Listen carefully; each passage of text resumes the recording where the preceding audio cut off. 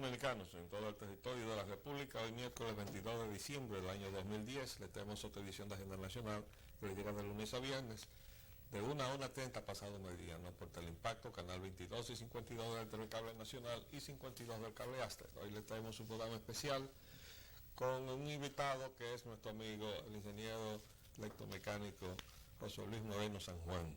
Con él vamos a hablar, después de una introducción analítica de la información que nos trae la prensa, de lo bien que estamos, dice el Banco Central de la República.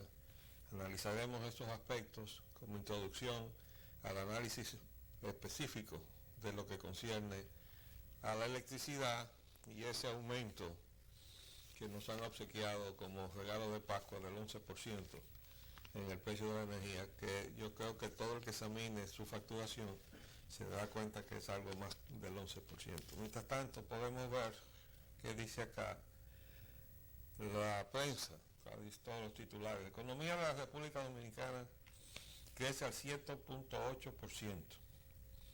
Se crearon 160.000 empleos. Esa información, que es importante, la de la generación de empleo, contrasta, sin embargo, con el reportaje que trae el periódico Listín Diario en la página económica, que es un despliegue total, ¿no? Dice acá, en este importante reportaje, trabajar en el campo es sobrevivir. Cultivos dependen de mano de obra haitiana. Entonces, cuando uno ve esa afirmación tan contundente del Banco Central, de que se ha creado 160.000 empleos, uno tiene realmente que preguntarse dónde están los empleos de los dominicanos. Porque si hay una industria de la construcción, ahí no trabajan los dominicanos. Y si es en la parte agrícola, ya ustedes ven, ahí no trabajan los dominicanos. ¿Dónde se están generando los 160.000 empleos? Vamos a examinar esto, pero antes vamos a dar la bienvenida al ingeniero Moreno San Juan. ¿Qué le parece? ¿Estamos bien? Dice el Banco Central. Bueno, o sea, realmente a veces se dice que la macro está bien, pero la microeconomía es la que no está bien. O sea, la gente de la calle no ve que también está. Y micro quiere decir chiquito, ¿no? Sí, sí, pequeño. Es decir, lo que no se ve o no se atiende porque no se ve, ¿no? Pero tenemos que llegar ahí con el aspecto, porque uno de los insumos de la economía es la electricidad. De modo que si tenemos una economía tan próspera, no se entiende cómo es que tenemos una electricidad con tanta falla en cuanto a su idoneidad, o sea, su eficiencia. Uno de los grandes problemas de la competitividad del país a nivel de lo que es la producción se debe precisamente a la energía cara, y no solamente cara, sino de mala calidad, que obliga a tener grupos alternos de energía, generadores, en las industrias, que encarecen evidentemente todo lo que es la parte de costo de producción. Eso es uno de los grandes problemas que hay Y entonces, ¿cómo se puede ser competitivo si usted tiene un insumo tan importante en términos de costo como es la electricidad, en desventaja con su competidor, ¿no? Porque creo que Centroamérica, que le está tumbando el pulso al productor dominicano, tiene muchas ventajas con la parte eléctrica. Tal vez los únicos que tienen alguna ventaja son los que han tenido el privilegio de ser usuarios no regulados. ¿Tú dices aquí? Aquí, que tienen unos precios que son relativamente competitivos para lo que es el país, y tal vez comparado con algunos países de Centroamérica. ¿Y cuánto eso no pasa del 11% o del 12% de los consumidores de energía? Pues de los consumidores de energía en el área de producción. Sí, en el área de producción. Quiere decir que segregando el total del universo dominicano exclusivamente a los productores, de esos, un 11% está en una condición de privilegio porque está más o menos en una paridad con sus competidores. El resto está en total desventaja. Total desventaja porque para los demás, mientras estos están recibiendo la energía entre 12 y 14.5 centavos de dólar por kilovatio hora, los demás están entre 28 y 35 centavos de dólar por kilovatio hora, o sea, los productores, ¿verdad? Pero yo quisiera comenzar, antes de profundizar un poco más en el aspecto de ese insumo tan importante que es la electricidad, ¿cómo es que estos numeritos que se hacen de acuerdo con las normas que le dictan al Banco Central Dominicano los organismos internacionales, a los cuales está adscrito como una lámina que está en la pared porque no componen nada en hacer modificar las normas con que esos organismos internacionales actúan, sino que actúan supeditados a esas normas? Por ejemplo, ¿por qué la riqueza de un país se mide con el Producto Interno Bruto? El Producto Interno Bruto incluye lo que se baja de esa economía. No es lo mismo que el Producto Doméstico Bruto. Entonces, cuando a ustedes dicen que el Producto Interno Bruto de un país ha crecido al 7.8%, eso está incluyendo toda la riqueza que se ha contabilizado, que o no entró al país, como es en el caso del turismo, o que vuelve a salir, como también es el caso del turismo, o de otros sectores que no tienen esa característica del turismo de vender paquetes, de modo que todo la venta se queda afuera, incluyendo pasajes, incluyendo estadía, incluyendo todo, porque desde que entra al avión ya está corriendo con lo que pagó. De modo que lo que queda en el país, de acuerdo con lo que ha admitido la propia asociación hotelera, es un 10% y se va o no entra un 90%. Pero resulta, si nosotros vamos a ver los sectores que han crecido, y dice que ha crecido como consecuencia de acciones adoptadas oportunamente. Bueno, crecimiento real de la economía. El crecimiento real de la economía que se va en su mayor parte. Está sustentado en los resultados dejados por los productos del PIB trimestral del periodo de enero-septiembre. Vamos a ver cuáles son. Aquí está la construcción con un 10.1%. Esos son todos esos edificios que vemos por la calle que se crecen como hongos. Pero todos sabemos aquí que eso es lavado, ¿no? Entonces que estamos computando las inversiones del narcotráfico en la construcción como parte del Producto Interno Bruto. Si usted va a ver otros titulares de hoy, aquí hay un señor que está preso y se le ha establecido que en bienes raíces tiene 5.000 millones de pesos en bienes aquí en el país. Este señor que acaban de hacer preso, 5.000 millones, ese es él y los demás. Entonces, ¿cómo es que nosotros vamos a computar el crecimiento de nuestra economía si vamos a incluir lo que se va, en el caso del turismo, o lo que llega de un origen como este, que es la base de esa prosperidad en la industria de la construcción que vemos? Nada más hay que salir a la calle y los parientes y amigos nuestros que viven fuera y vienen para pasar las Pascuas, pues se quedan maravillados de ver el desarrollo urbanístico de la capital, ¿verdad? Eso es en la industria de la construcción. En el primer lugar dice que está el comercio con un 12.1%, la manufactura local dice con un 8.6%, intermediación financiera y seguros un 11.3%, comunicaciones 8.4% y hoteles, bares y restaurantes 7%. O sea que ha tenido un incremento del 7%.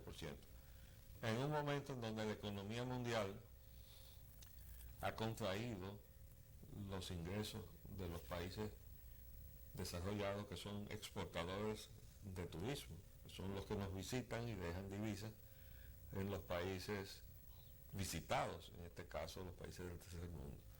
Pero cuando uno ve en un indicador como este, hay que tomar en cuenta, dice aquí también que las exportaciones, la manufactura, y hay también el sector agropecuario que sí un 5.6%, transporte y almacenamiento 6.7%, bueno, y dice acá manufactura local 8.6%. Hay que decir que esa tragedia de Haití ha venido a apuntalar de una manera contrapuesta a la desgracia del vecino país que ha sido azotado por un sismo primero en enero y luego por el cólera, aparte de las lluvias que le cayeron, ¿no? Pero ese sismo ha determinado que gran parte de la producción nacional haya ido a ese mercado cautivo que se llama Haití, en donde desde luego se está viviendo del subsidio que le hacen las ayudas que está recibiendo en medio de la crisis que está viviendo. Entonces, la reconstrucción de Haití, que es un punto que está todavía en agenda, porque tengo entendido, y tú me corriges si tienes información, que no se ha visto todavía ningún un dictamen del equipo técnico de geólogos y sismólogos diciendo esta zona está en mejores condiciones que el suelo de Puerto Príncipe, que fue la causa principal del desastre que hubo. ¿Ha habido algún informe? No, hasta ahora no, incluso no se ha hecho tampoco ningún trabajo de reconstrucción notable. La mayoría de los edificios públicos colapsados siguen colapsados. Bueno, pero que no se puede reconstruir ahí. Por eso, entonces, pero tampoco se han comenzado a construir en otras partes. Bueno, ese es el punto, o sea, que se dijo desde un principio, no se puede reconstruir a Puerto Príncipe y al gobierno, y son los edificios del gobierno, incluyendo la catedral y del Palacio Nacional, que colapsaron. Uno dice, bueno, pues colapsó la industria de la construcción, colapsó el suelo, que Puerto Príncipe estaba construido en un suelo malo, que multiplicó los efectos del sismo. Bueno, ahí no se puede reconstruir al gobierno. ¿Dónde está el informe que va a permitir que, por ejemplo, el ofrecimiento de la República Dominicana, ¿qué fue lo que ofrecimos? ¿No fue una universidad? En Cabo Haitiano. En Cabo Haitiano. No en Puerto Príncipe. No en Puerto Príncipe. Y esa es una prioridad de la universidad. En medio de un cataclismo. Evidentemente que eso no es lo prioritario. Debimos haber construido un hospital, creo yo, ¿no? Porque los poderes haitianos vienen a tratarse al suelo dominicano. Y yo puedo hablar de eso porque mi hija mayor encabeza un equipo de la Universidad UNIBE junto con la Universidad de Salamanca, que ha estado yendo a Haití, incluso a los campamentos, a llevar la escasa ayuda que ellos pueden llevar a campamentos donde no ha llegado absolutamente nada. O sea que los encargados le dicen, aquí no ha llegado nada, a tantos meses de cataclismo. Entonces, llegamos a cosas tan, bueno, tan tristes como esta, de que trajeron a un cirujano de España para operar en el hospital de Jimaní, y no pudo operar a nadie porque no había electricidad en el hospital de Jimaní, y la planta eléctrica estaba dañada, y aunque se les avisó, tampoco arreglaron la planta eléctrica, y ese señor se tuvo que ir haciendo algún tipo de ayuda fuera de su especialidad, porque no pudo operar a nadie, porque no había electricidad. Y podemos hacer ayuda de alguna manera desde este territorio a esa desgracia que tenemos ahí enfrente, con una situación como la que estamos atravesando. De verdad,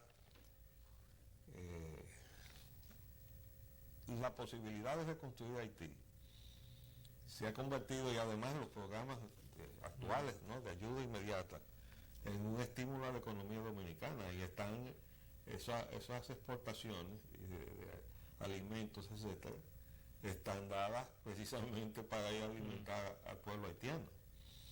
Entonces, sí, está en agenda de los industriales dominicanos la expectativa de que la base logística para la reconstrucción de Haití va a ser República Dominicana.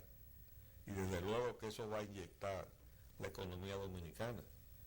Pero podemos nosotros, lo que concierne a los dominicanos, cimentarlo en lo que puedan recibir en términos de estímulo económico esas industrias que vayan a participar en la reconstrucción de Haití y nosotros. Porque un reportaje como este del Listín, diciendo que la agricultura dominicana depende de la mano de obra haitiana, cuando todos nosotros sabemos, porque vivimos en ciudad, trabajar en el campo es sobrevivir, y resulta que nosotros sobrevivimos acá, lo que estamos produciendo aquí para comer nosotros y mandar a Haití, lo están produciendo en la mano de obra haitiana, y las construcciones que se están haciendo para que el Banco Central pueda emitir una información tan optimista, resulta que es mano de obra haitiana. Bueno, vamos a hacer un paréntesis y volvemos en un minuto, amigo Moreno.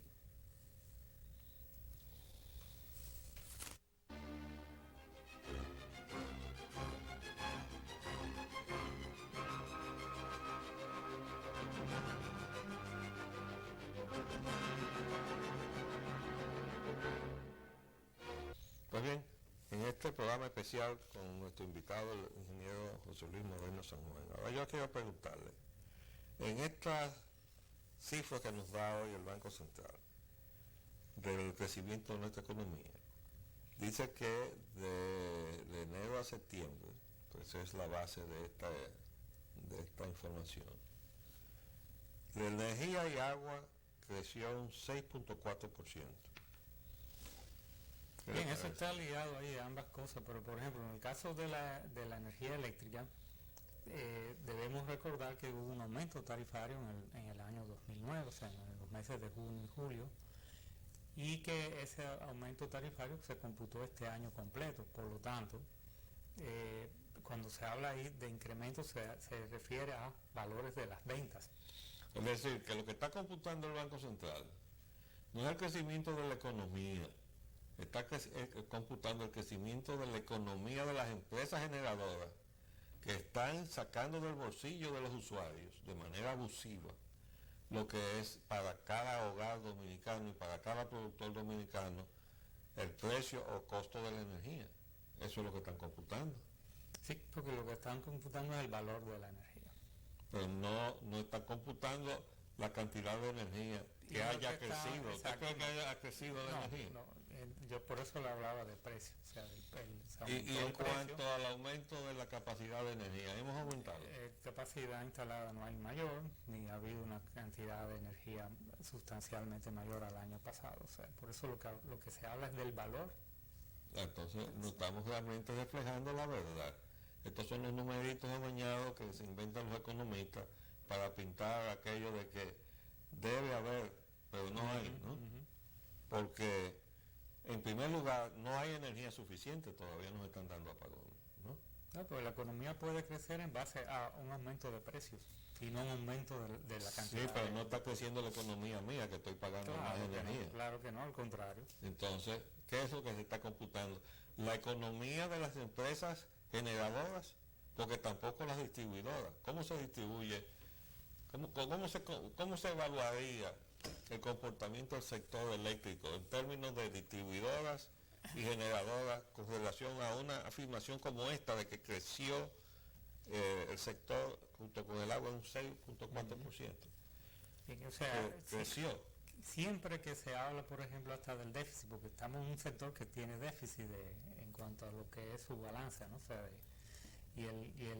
debe de haber un aporte externo que en este año rondará los 700 millones de dólares. De eso, el 70% es para... Perdón, para que la gente no se pierda. Un aporte externo, ¿qué quiere decir eso? O sea, lo que tiene que aportar el gobierno para equilibrar el sector de manera que se pueda cubrir el déficit.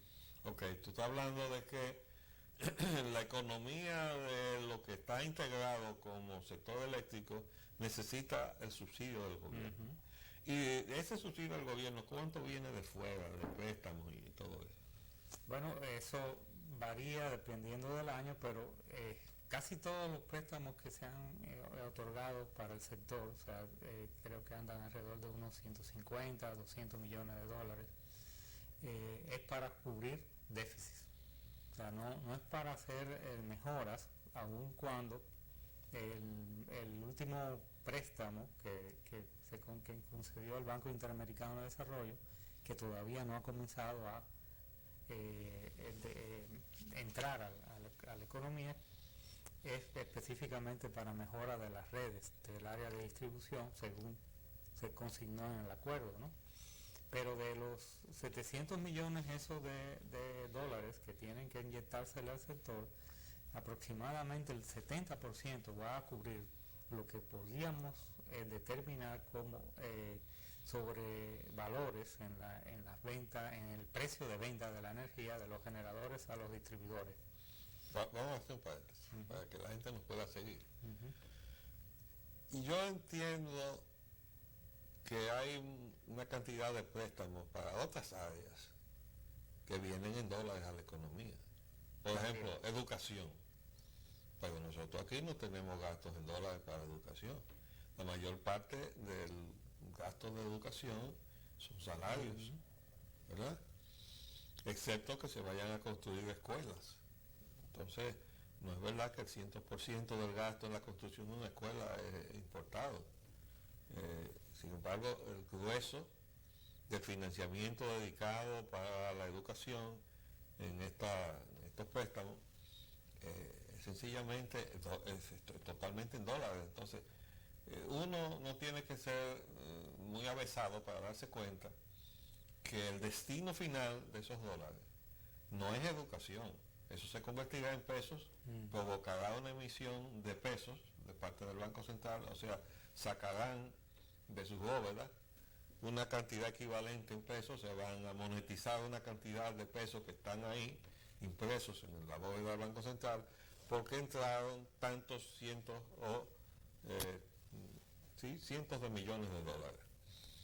Pero los dólares que están ahí van a servir para otro propósito. Seguramente que van a ser utilizados en pagar a las generadoras. Esa situación de desequilibrio en donde las generadoras son las que terminan chupándose los subsidios que el Estado le da a las distribuidoras. De hecho, el déficit principal siempre ha sido por eso. O sea, después está lo que va a hacer realmente un subsidio a la población, porque el resto es un subsidio a los generadores, que son alrededor de 200 millones de dólares al año, que es lo que se establece para el Fondo de Estabilización de la Tarifa, y después vendría a haber como unos 100 millones de dólares adicionales que van... Vamos a analizar eso también. Es decir, la tarifa, que es lo que nosotros pagamos los dominicanos, sube porque los generadores le cobran en demasía a las distribuidoras. Alrededor de 5 a 6 centavos de dólar por kilovatio hora. Ok. Pero hay otros factores que inciden en que suba la tarifa. Sí. ¿Cuáles serían esos factores? Bueno, el factor fundamental es poca eficiencia en lo que es el cobro de la energía en el caso de la empresa distribuidora, y lo que es el robo de energía. A que todo eso va a presionar hacia lo que es la llamada eliminación de los subsidios al sector eléctrico. ¿Y hay robo de energía? Sí. ¿Y quién es robo de energía? Bueno, desde hace mucho nosotros teníamos hecho ya esos análisis en el Instituto de Energía por allá por el 2004, y eso se ha mantenido. Generalmente se le achaca a los barrios carenciados o marginados y a las zonas rurales, pero eso no llega a ser un 10%. O sea, el robo de energía, o sea, de 10 puntos porcentuales, ¿no?, del robo de energía. Después hay 20 puntos porcentuales de lo que es robo de energía que está en otros sectores. ¿Cuáles son? Sectores del área de producción, sectores de consumo residencial pudiente. O sea que hay sectores eh, del área industrial o agroindustrial, o sea, cualquier lo que podemos incluir como producción que roban energía. O que tienen, o sea, hacen una serie de arreglos, ¿verdad? Para no pagar lo que tienen que pagar. Bueno, y eso no vendría a ser lo que ahorita hablábamos de que hay una condición que le permite a un sector que es minoritario dentro del sector industrial servirse de una tarifa que no es la que están pagando los demás. Bueno, no, en ese caso, ese grupo son los que son clasificados como usuarios no regulados, que tienen ciertas facilidades en cuanto a poder tratar directamente con las empresas generadoras que le venden energía o con las empresas distribuidoras que le ofrecen un precio especial, vamos a decir que es diferente a lo que es la tarifa de media tensión. Y no están registrando la distribuidora ese precio especial como deficitario.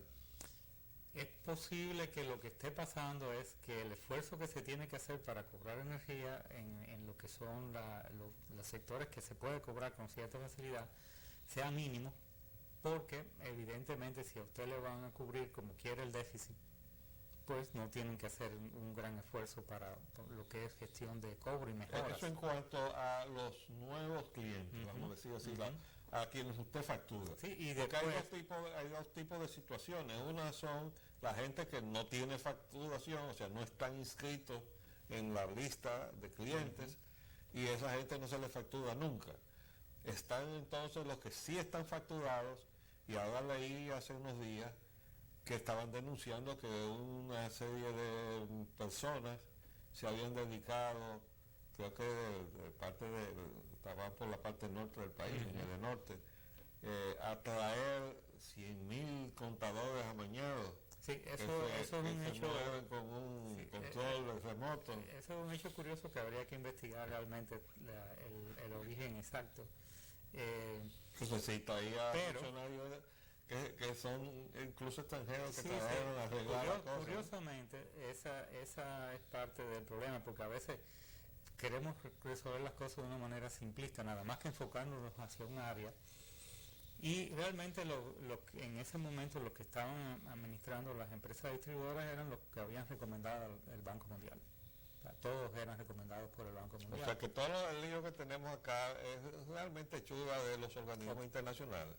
Sí. Y porque tuvimos una capitalización fraudulenta, en donde los socios que tenían que entrar aquí invirtiendo para rescatar el sector eléctrico del mal manejo del Estado, resulta que se metió en un Estado extranjero, que fue el Reino Unido.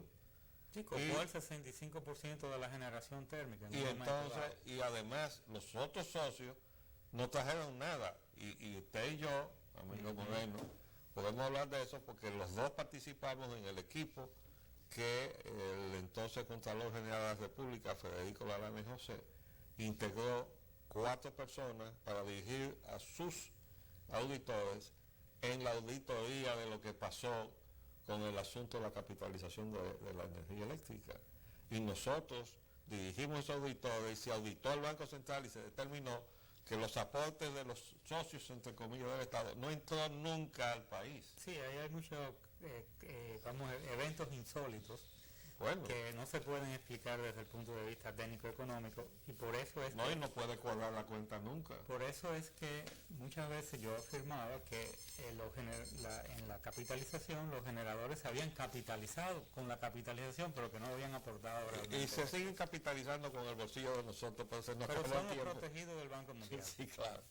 Se nos acabó el tiempo otra vez, amigo Moderno, pero podemos seguir con esto en otra oportunidad en estos días. No será quizás muy oportuno, pero vamos a ver, dependiendo de las noticias que nos den. Si nos siguen dando noticias como esta, lo seguiremos analizando. Bueno, dentro de lo que podamos. Bien, pues nada, volveremos, si Dios quiere, mañana les hablo por la Españolanita. Hasta luego.